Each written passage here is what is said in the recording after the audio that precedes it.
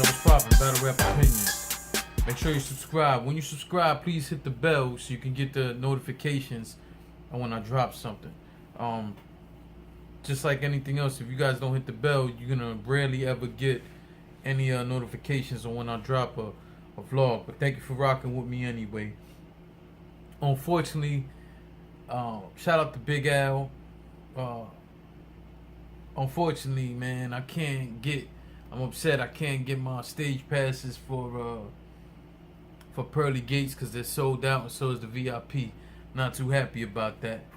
But they haven't even released the whole card yet, and shout out to RBE, man.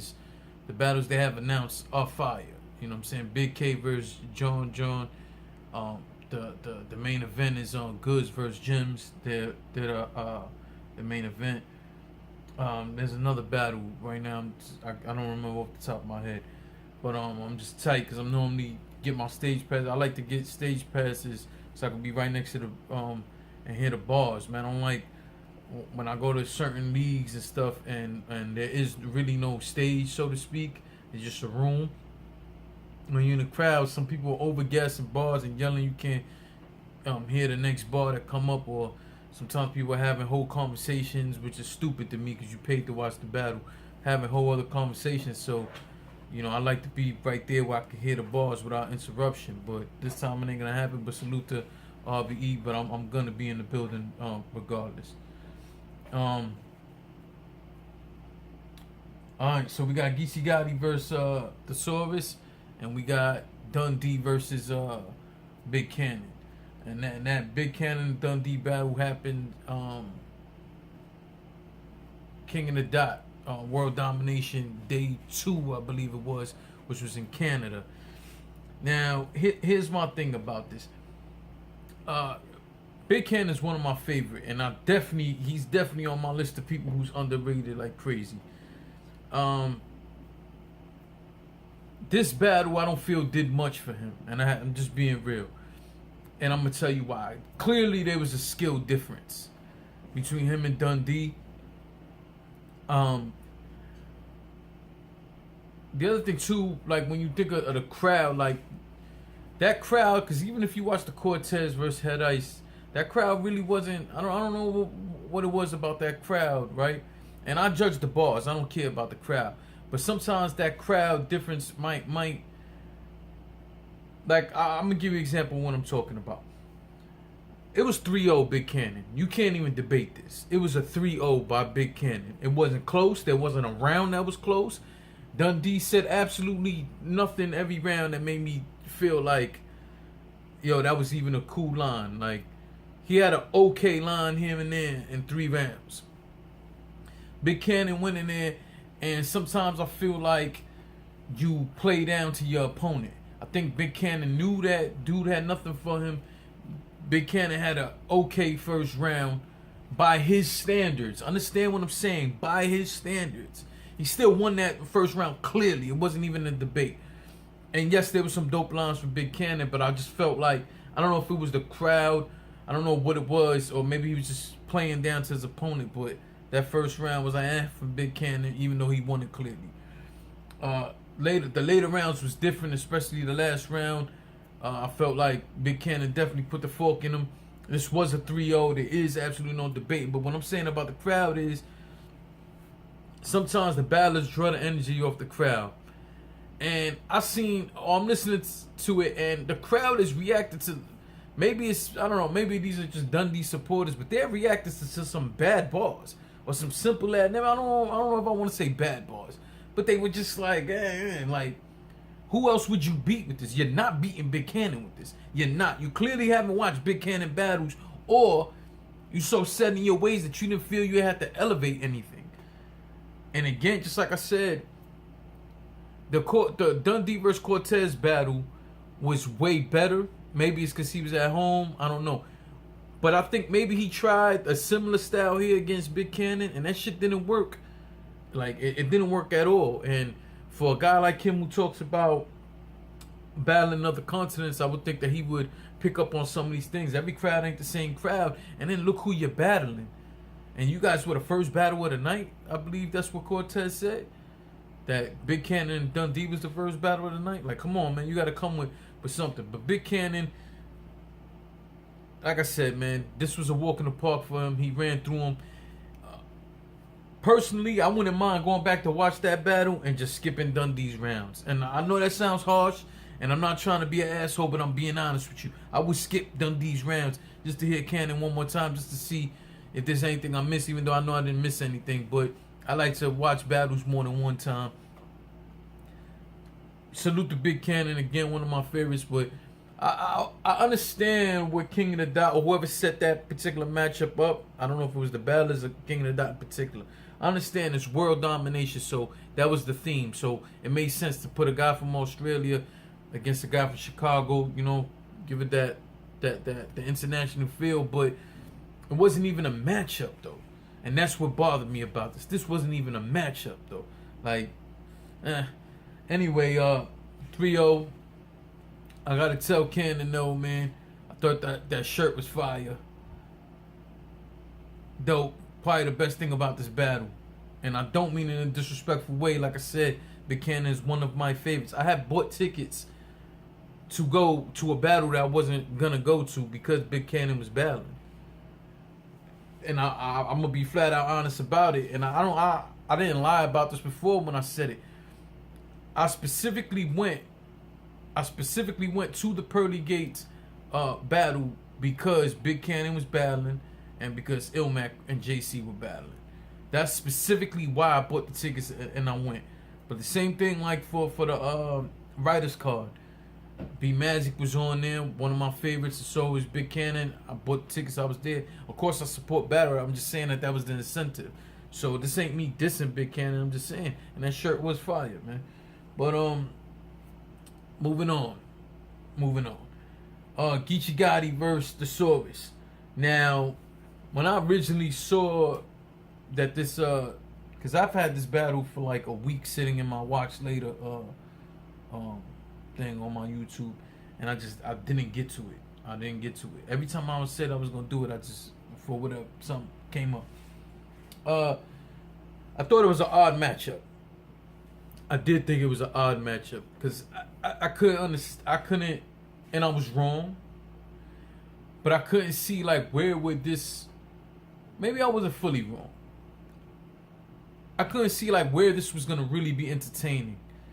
And I won't lie, I was wrong in a sense where there was entertainment value out of this battle. But I'll tell you the truth, I don't think that Geechi really came with it to the full extent.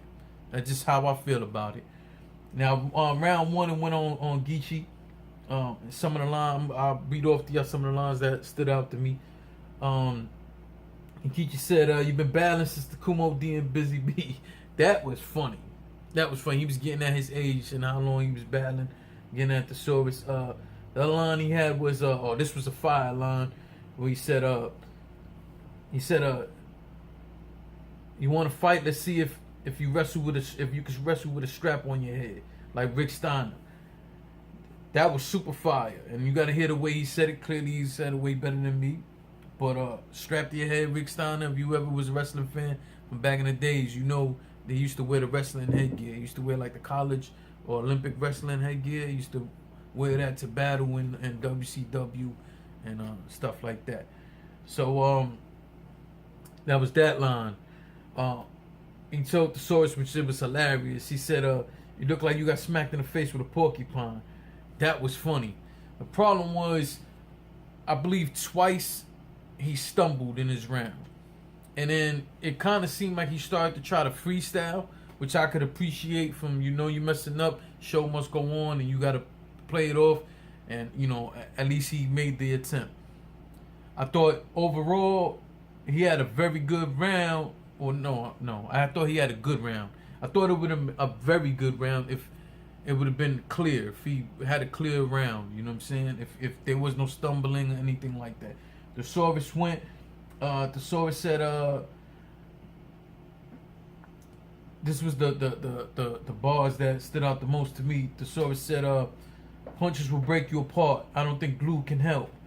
I only got one shot like lose yourself to make a double G buckle like a Gucci belt." That was fire. That was fire. But then he choked. But then Thesaurus choked, which kind of erases that. Now, I'm going to tell you right now. For me, when somebody chokes, it's the end of the round. They lost that round. The problem is that Geechi didn't have a clean round and stumbled 2 or 3 times himself and was trying to get it back. So it was a quick choke for Thesaurus. He got it together and had a very smooth round after that and a very good round. I actually scored the round even.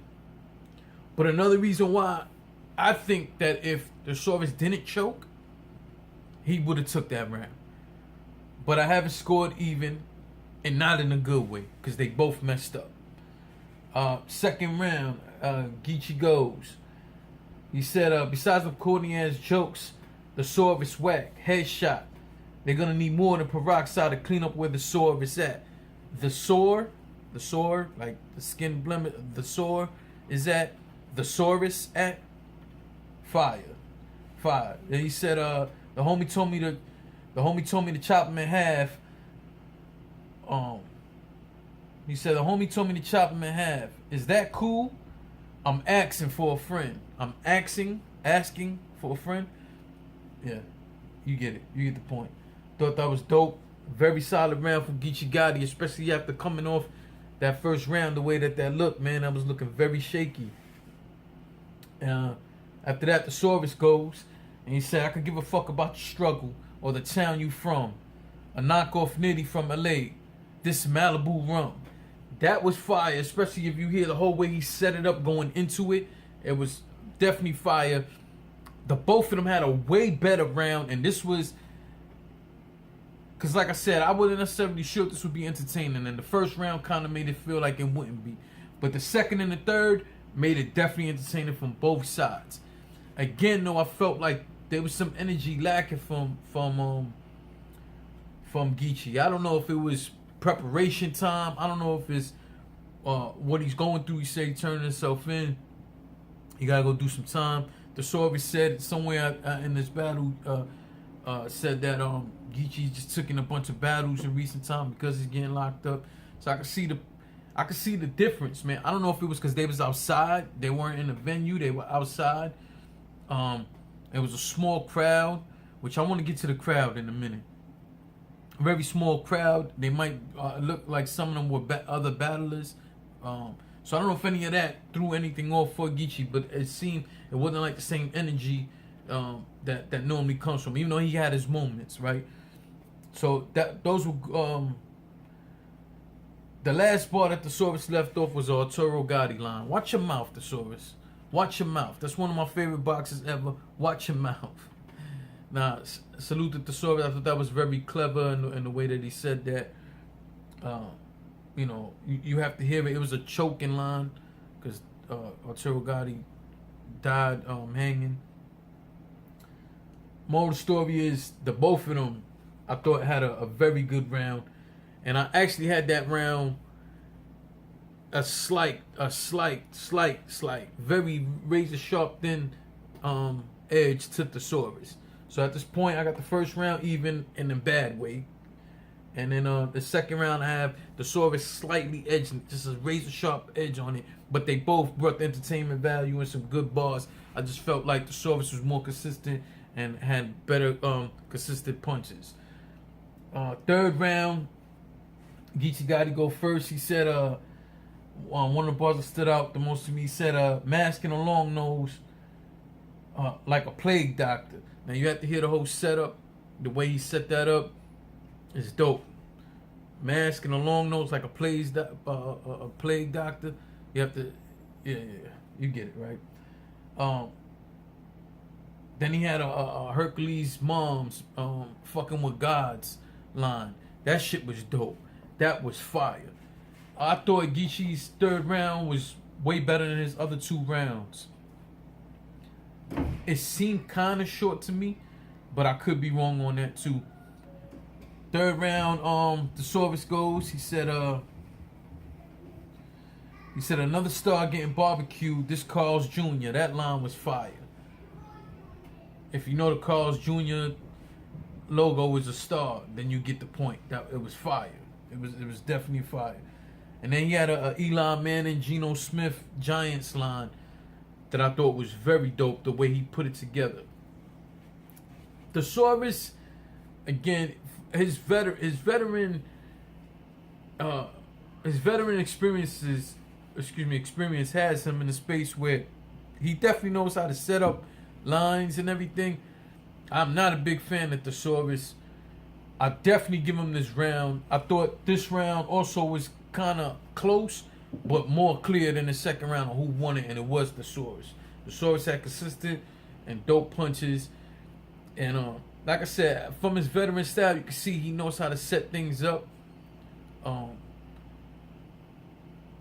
Just me. I don't have the Saurus on like a Mount Rushmore, but you can't take from when people say the Saurus is a legend. You do have to give him that from his time in the game, his resume, and like I said, when he writes, you can see the difference. And in this battle, I thought it showed even more.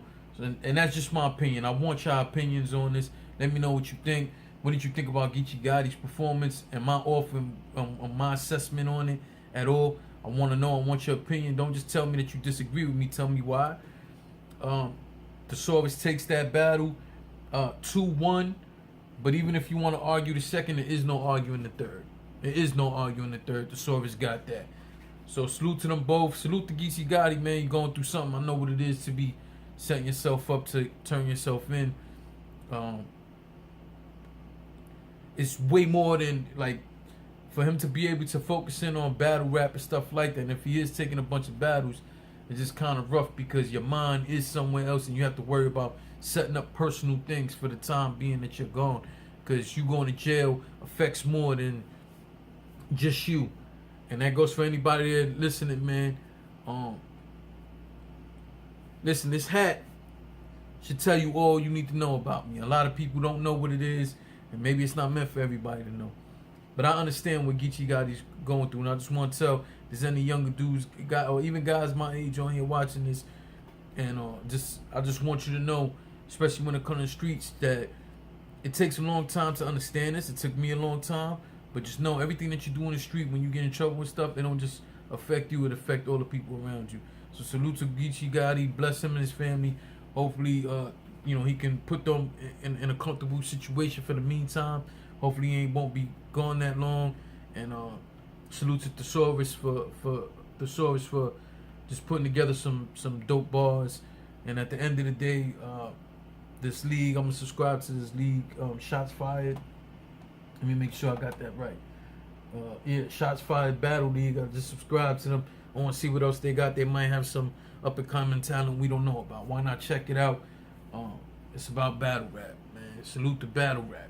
I always love to appreciate battle rap as a sport.